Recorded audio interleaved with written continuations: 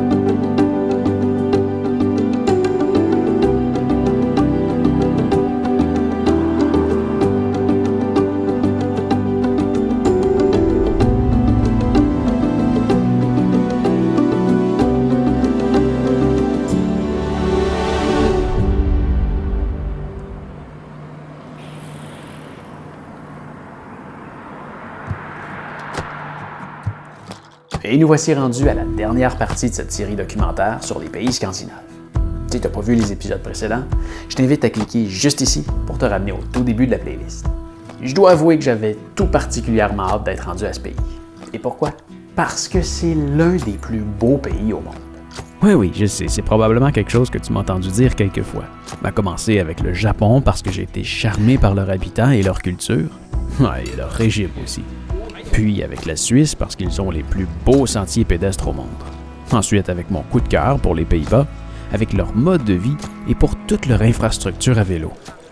Sans oublier mon pays, qui demeure mon favori, parce que le Canada est tout simplement énorme, rempli d'espaces verts et blanches à certains moments de l'année. Parce qu'on a une énorme variété de nourriture qui provient directement du territoire et qu'enfin, je m'y sens vraiment en sécurité. Et je viens de croiser un ours.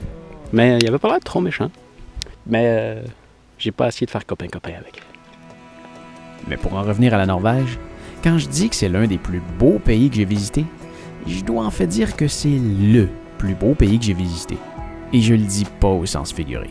Parce que quand je parle de beauté, je parle ici du territoire. J'ai pas eu une très grande approche avec ses habitants. Mais le paysage est tout simplement à n'en couper le souffle. Et c'est le cas tout partout. Depuis le début de mon voyage à vélo qui me menait de Amsterdam à Bergen, plusieurs personnes m'ont dit « T'imagines pas à quel point c'est beau la Norvège. » Ben oui, le Danemark et la Suède, c'est beau. Mais ce que j'ai vu directement à la frontière, c'était déjà beaucoup plus beau que tout ce que j'avais pu voir avant dans mon voyage. Et je m'apprêtais à voir des paysages encore plus beaux tout au long de mon voyage à vélo. Et j'étais vraiment content d'avoir choisi ce moyen de transport pour visiter ce pays. Il n'y a vraiment rien de mieux pour profiter du décor.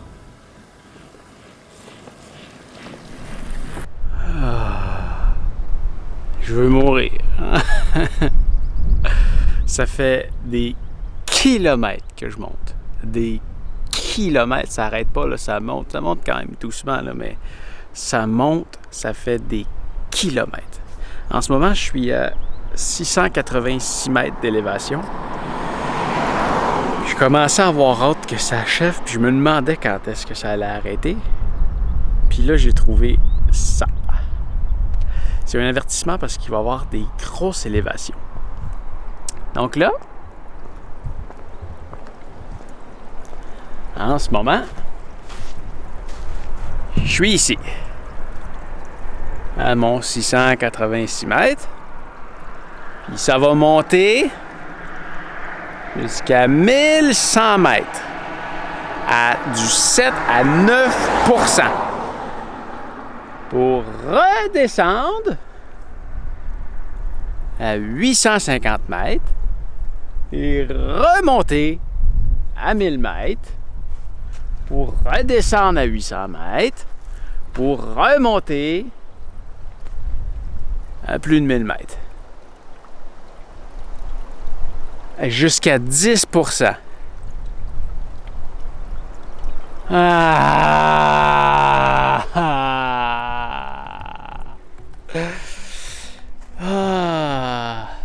Ah oui, c'est vrai. Il y a ça par contre, les fameuses montagnes. Mais bon, je peux pas vraiment me frustrer contre les montagnes que j'ai gravies avec mon vélo de 50 kg, parce que c'est justement ces montagnes qui font toute la beauté du pays. Et le pays en est parsemé de tout partout. Ah oui, je sais, c'est pas le seul pays du monde à être très montagneux. Seulement la Norvège a un petit quelque chose de spécial. Des lacs et des fjords en quantité. Dans la nature, moi, ce qui me fascine le plus, c'est les montagnes. Les coins d'eau, c'est beau, mais ça m'excite pas autant qu'une montagne. Mais là, les cours d'eau qu'il y a en Norvège, c'est hallucinant.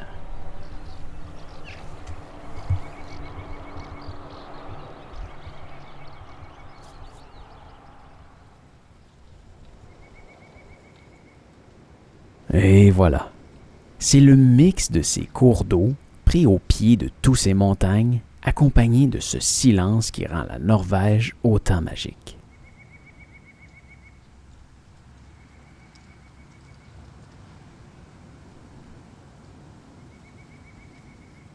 À chaque coup de pédale, je me retrouvais dans un environnement qui changeait constamment. À partir de ce fameux pont avec cette magnifique rivière, ou du haut de la montagne devant Oslo, sur les routes sinueuses qui donnent vue sur les villages, en plein cœur d'un canyon, au pied des chutes, en longeant les rivières au pied des montagnes, sur cette route entourée de neige blanche éternelle, ou en longeant l'un de ces nombreux fjords interminables. Les Norvégiens ont compris comment s'installer dans les plus beaux coins du monde tout en préservant et en respectant la nature. J'aurais beau le répéter 100 fois d'ici la fin de la vidéo, mais il faut vraiment se rendre sur place pour comprendre à quel point la Norvège est belle. Aucune des images que tu regardes en ce moment, ni aucune que tu peux trouver sur Internet ne rend justice à la splendeur du panorama. Il faut vraiment se rendre sur place pour comprendre à quel point on se sent envoûté au centre de ce paysage grandiose qui nous fait en même temps se sentir si petits.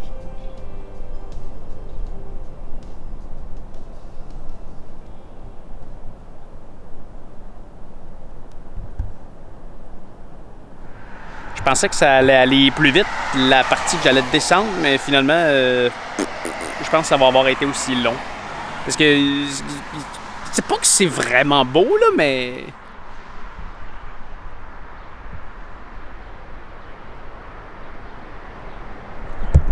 Puis même des deux côtés, c'est... Waouh!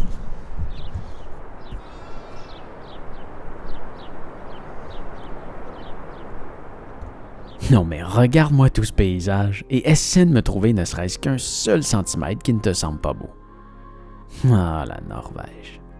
Mais tant qu'à être avec ce cher Google Earth, allons-y avec ces statistiques que j'aime tant.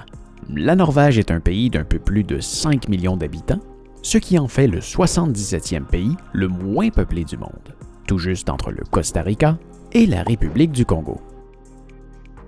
Son territoire principal, qui est d'une forme plutôt originale, partage la majorité de sa frontière avec la Suède, mais aussi avec la Finlande, au nord, et une petite partie avec la Russie. Enfin bref, ce territoire fait 323 802 km² et est constitué de 6% d'eau, ce qui en fait le 67e plus grand pays du monde, tout juste entre la Malaisie et la Côte d'Ivoire. Cette superficie exclut l'archipel de Svalbard, l'île de Jan Mayen, l'île de Bouvetøya, une des îles désertes les plus éloignées du monde, aussi l'île Peter I dans l'Antarctique, une autre île inhabitée, mais finalement une partie de l'Antarctique. Car oui, la Norvège fait partie des 7 pays qui réclament un territoire sur ce gros croûton de glace. Mais tant qu'à parler de politique, j'aimerais que l'on observe quelques trucs de plus près. Parce que je sais pas en Europe, mais ici au Canada, on entend souvent des trucs du genre « Ouais, mais tu sais, en Norvège, ils font ça comme ça et ça fonctionne plutôt bien. Alors on devrait peut-être prendre exemple sur eux. » Et je dirais qu'après avoir visité le pays, j'ai vu quelques trucs qui m'ont marqué, qui mériteraient effectivement que plusieurs pays en prennent exemple. Surtout au niveau environnemental. Disons que niveau recyclage, ils ont une longueur d'avance sur plusieurs pays. On peut le remarquer seulement en se rendant dans un McDonald's où il faut faire un petit jeu de Tetris avec son cabaret avant de partir. Et parlons du pire fléau environnemental du moment, les bouteilles de plastique. J'ai jamais vraiment compris l'intérêt d'acheter de l'eau dans des petites bouteilles quand t'en as gratuitement au bout de ton robinet. Mais si tu la trouves pas bonne, tu peux t'acheter un Brita pour la filtrer et elle devient même meilleure que plusieurs marques de bouteilles. Mais bon, tout ça pour dire que selon un article de The Guardian, la Norvège recycle 97% de tous ses bouteilles vendues. Oui, le Costa Rica fait encore mieux en bannissant carrément tout plastique à usage unique, mais un pays qui réussit à obtenir d'aussi bons chiffres en termes de recyclage mérite qu'on s'y penche un peu. Mais comment ils font? Mais bien, la Norvège réussit toujours à faire pencher la balance du bon côté à l'aide de ces fameuses taxes. Ah oui, je sais, ça peut être frustrant de toujours se faire taxer. Mais tu vas voir que la majorité des problèmes environnementaux sont toujours causés par l'argent. Alors la Norvège vient tout rebalancer ça avec ses taxes. Par exemple, avec les bouteilles de plastique. Un vrai désastre mondial. Les compagnies optent pratiquement tous pour le plastique parce que ça coûte moins cher à produire et la compétition est forte. Alors la Norvège charge une taxe aux compagnies pour chaque bouteille produite non recyclée. Le résultat, les compagnies se sont vues obligées de participer à un système de consigne pour obliger les consommateurs à rapporter leurs bouteilles utilisées. Chez nous, au Canada, on le fait pas sur les bouteilles d'eau. On le fait juste sur les canettes. Et on demande seulement 5 cents. En Norvège, on demande 2 couronnes sur toutes les bouteilles allant jusqu'à 1 demi-litre, ce qui est environ 30 cents au Canada, et 3 couronnes pour toutes les bouteilles qui sont plus grosses, soit environ 45 cents au Canada. À ce moment, si c'est passé pour te convaincre de rapporter tes bouteilles, c'est certain qu'il y a quelqu'un qui va s'occuper de tout récupérer ce qui traîne pour les rapporter. Une autre chose qui frappe en Norvège, c'est la quantité de Tesla, ou de voitures électriques en général. La moyenne mondiale de vente de voitures électriques, versus toutes les autres catégories de voitures, est de 2,5 %. Et c'est presque exactement ce chiffre que nous avons au Canada et en France avec 2,6 % en 2019. Seulement, la Norvège enregistre un score de 6,1 %. Pas si impressionnant que ça, tu vas me dire? Eh bien, elle a enregistré ce score 6 ans plus tôt, en 2013.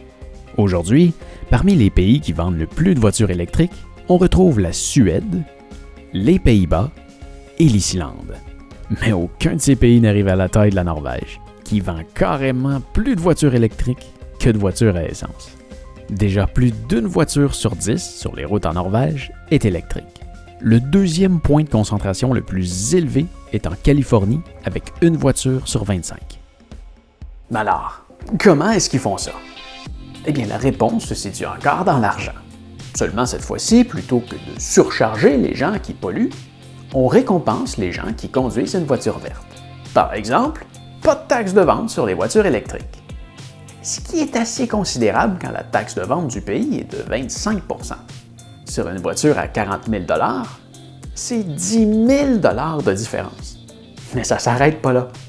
Tu as une voiture électrique, alors pas de frais annuels pour utiliser la route, ce qui, j'imagine, est l'équivalent des frais d'immatriculation au Canada. Aussi, l'accès aux routes payantes devient gratuit. Les voitures électriques peuvent aussi rouler sur la voie réservée aux autobus. Les traversiers sont aussi gratuits, ce qui en Norvège peut être tout un avantage, parce qu'il y en a du traversier. Il y a aussi l'avantage des stationnements publics gratuits, en plus des recharges gratuites. Et oui, les bornes de recharge que l'on retrouve partout dans la ville sont totalement gratuites. Alors avec tous ces avantages, ça devient nettement avantageux d'avoir une voiture électrique. Ah oui, si tu t'es posé la question, 99 % de l'électricité en Norvège est de source renouvelable. Alors les voitures électriques ne roulent pas au pétrole. En fait, oui, quand même un peu, parce que tout le budget que le gouvernement utilise pour ces avantages-là provient de l'extraction de pétrole de la Norvège. Mais ils font mieux que d'autres pays et le pétrole est quand même vendu partout dans le monde. Non seulement les gens ont des belles voitures ici, mais la quantité de voitures électriques est quand même assez impressionnante.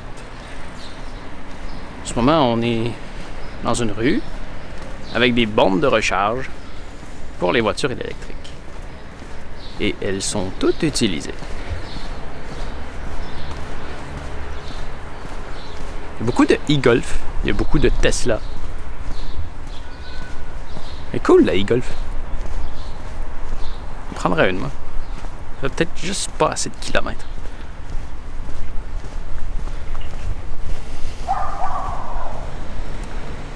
As-tu déjà été frustré de voir que c'est bien moins cher d'acheter un sac de chips ou une barre de chocolat qu'un sac de pommes ou un paquet de carottes? C'est frustrant parce que juste à cause de ça, beaucoup de gens se nourrissent mal. Pour régler la situation, la Norvège ajoute une taxe sur certains produits de malbouffe. Comme on le fait chez nous avec la cigarette. Bref, la Norvège utilise souvent son système de taxes et de compensation pour guider les gens vers le bon chemin. Une autre chose que j'ai bien aimée est une solution simple pour réduire le gaspillage alimentaire. Les commerçants en Norvège peuvent vendre les aliments tant qu'ils sont mangeables, c'est-à-dire même si la date meilleure avant est expirée. Une belle façon d'aider les familles à faible revenu et d'éviter que de la nourriture finisse à la poubelle. Visiblement, en Norvège, ils ont le droit de vendre les produits qui sont passés date, ceux-là qui les mettent en rabais. Donc aujourd'hui, on est le 22, si je me trompe pas. Comme des trucs à 50% en Norvège, c'est le fun.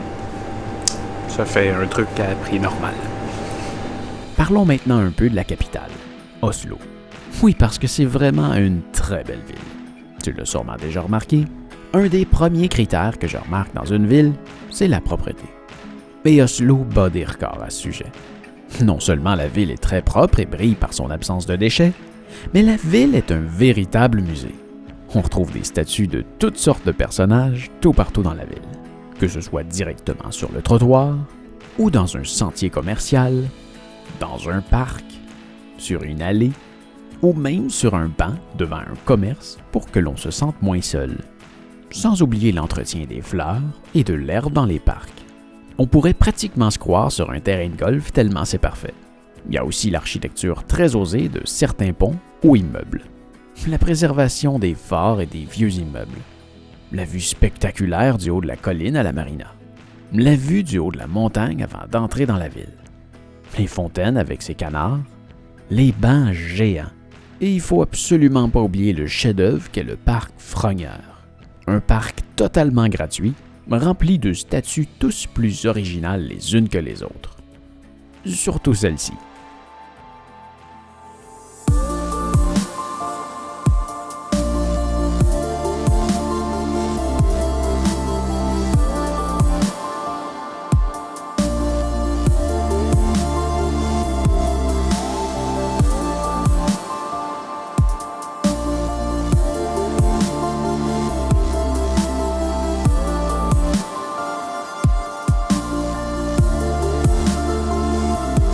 Sans oublier la fameuse tour de 17 mètres de haut, comprenant 121 personnages.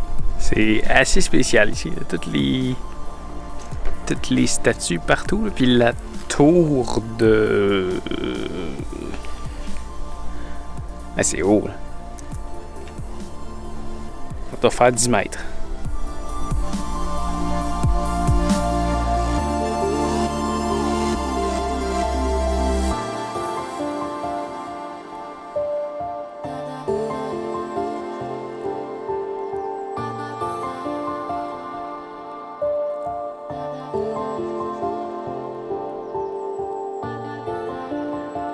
Et encore, la propreté. Oslo est probablement une des villes les plus propres au monde. Oslo est une ville que tout le monde devrait aimer visiter, mais il faut le faire très rapidement et très peu de gens y retourneront. Car c'est aussi une des villes les plus dispendieuses au monde. Tout est cher. Et pour te donner une idée, un repas en épicerie va te coûter à peu près la même chose qu'un repas au restaurant au Canada. Alors imagine le prix des restaurants. Pour dormir, je te recommande vivement un Airbnb ou une chambre dans un appartement sur Booking. Vraiment, tout coûte cher. Même aller aux toilettes coûte quelque chose. Quand je disais que c'était une des villes les plus chères au monde, là, ici, juste là, on peut payer 5 couronnes avec sa carte de crédit pour aller aux toilettes. un maximum de 15 minutes.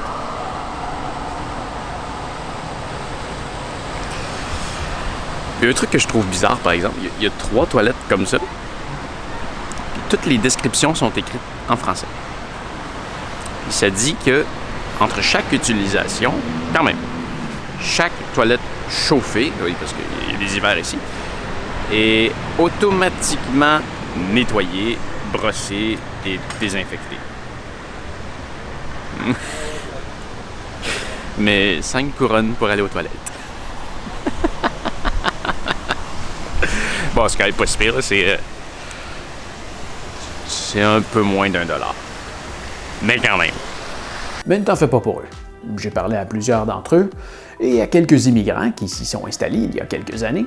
Ils m'ont dit que les premières années n'étaient pas faciles, mais que le salaire finit par rentrer et qu'il suffit largement à payer toutes les dépenses. Les salaires sont donc très élevés en Norvège.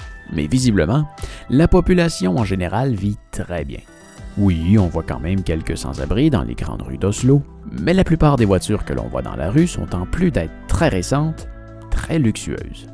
Et pour ceux qui préfèrent pédaler, généralement ils se déplacent sur des beaux vélos très dispendieux plutôt que des vélos de ville à bas prix. Et je me souviens pas non plus d'avoir vu une maison laissée à l'abandon. Tout est toujours bien entretenu. Et donc tout est cher, mais ils ont le salaire qui va avec. C'est comme si du jour au lendemain, le prix de tout ce que tu achètes double. Mais ton salaire aussi. Alors ça ne change rien pour toi. Enfin, en Norvège, ça rend la visite plus difficile financièrement pour les touristes, mais plus facile pour eux lorsqu'ils partent à l'étranger. J'ai bien aimé la phrase qu'un cycliste m'a dit. C'est le prix à payer pour vivre au paradis. Mais son proverbe prenait tout son sens avec la vue que nous avions. La Norvège, c'est tellement beau. Oui, va faire un tour à Oslo si tu veux. Mais si tu vas en Norvège, c'est avant tout pour les paysages que tu peux y observer, pas pour la ville. Mon but premier était de traverser la Norvège du sud au nord, mais j'avais une petite inquiétude en regardant les grandes distances entre chacune des villes. Une inquiétude au niveau ravitaillement, un restaurant, et j'aime bien terminer mes journées sous un toit. Alors j'ai été explorer le sud de la Norvège, qui est beaucoup plus peuplé que le nord, pour tester le pays. Et ça m'a vraiment donné envie de voir le reste. Au début, mon plan, quand j'ai décidé de faire un deuxième voyage à vélo, c'était de traverser les Royaumes-Unis. Mais ma blonde me l'a interdit parce que elle aimerait ça qu'on aille voir l'Écosse ensemble. Alors je me suis dit, je vais faire la Norvège. Puis en regardant la carte, je me suis dit qu'il y avait beaucoup de régions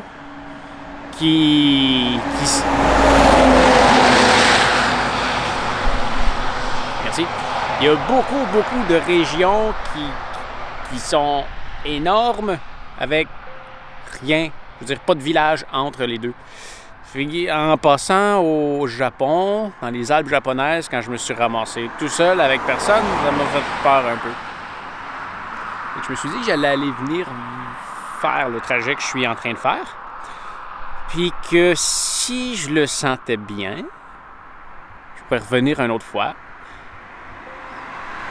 Faire la Norvège au complet. Puis quand je vois le décor ici, ça me donne le goût. Ça me donne vraiment le goût. C'est tellement beau. On peut dire que j'ai gardé le dessert pour la fin.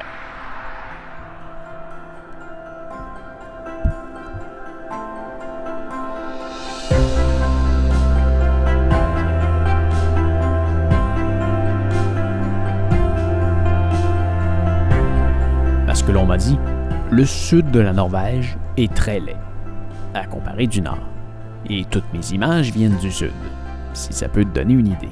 J'y étais dans la période de l'année où il ne fait jamais nuit, mais j'aimerais bien y retourner dans la période où il fait pratiquement jamais jour, pour voir les aurores boréales. La Norvège est remplie de phénomènes naturels, tous plus beaux les uns que les autres. Et c'est vraiment ce que tu vas aller voir en Norvège.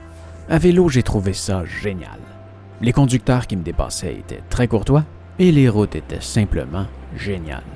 J'ai vraiment aimé le style petite route, à peine assez large pour 2 voitures, avec une vue généralement bien dégagée sur la nature. La différence de climat d'un endroit à l'autre, qui est affectée par la proximité de l'eau de mer, des montagnes et de l'altitude. La chaleur des gens qui m'ont accueilli le soir. Mais pas la bouffe par contre. j'ai rien trouvé de typique comme repas. Mais ce que je peux dire, c'est que dès que je cherchais quelque chose de tout fait, tout ce que je trouvais, c'était des hot dogs ou parfois des hamburgers. Mais visiblement, les Norvégiens adorent les hot dogs. Ils sont vraiment tout partout. Enfin bref, il s'agissait du tout dernier épisode de la série sur les pays scandinaves et je te remercie de l'avoir écouté jusqu'au bout. Si tu as aimé, je t'invite à me mettre un pouce en l'air et à t'abonner si ce n'est pas déjà fait.